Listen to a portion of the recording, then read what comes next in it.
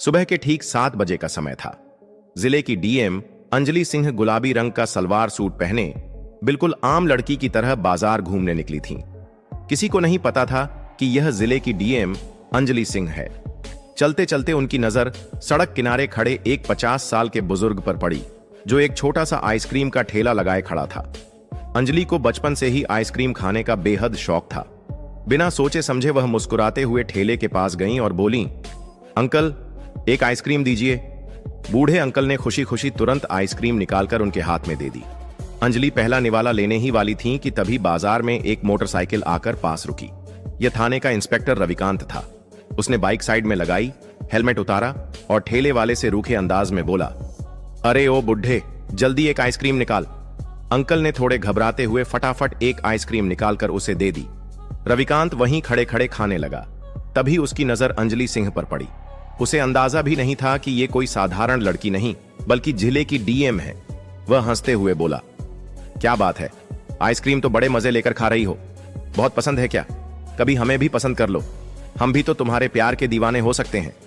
अंजलि ने उसकी बात नजरअंदाज करते हुए मुंह फेर कर आइसक्रीम खाना जारी रखा।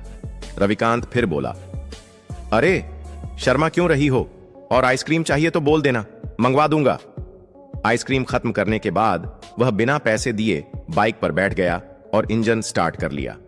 बूढ़े अंकल ने हिम्मत जुटाकर कहा, सर, आइसक्रीम के पैसे तो दीजिए। बस इतना सुनते ही रविकांत का चेहरा तमतमा उठा। किस बात के पैसे? ज्यादा होशियार बनेगा तो तेरे ठेले का सामान यहीं फेंक दूंगा।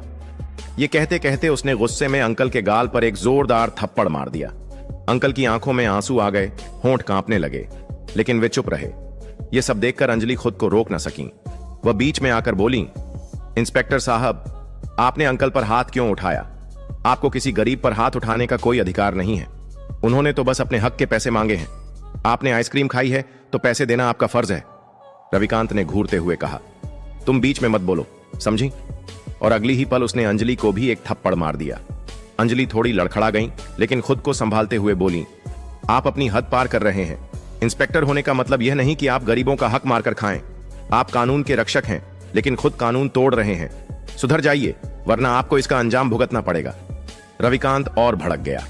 उसने फिर से अंजलि के गाल पर एक जोरदार थप्पड़ मारा और गुस्से में आइसक्रीम के ठेले पर लात मार दी।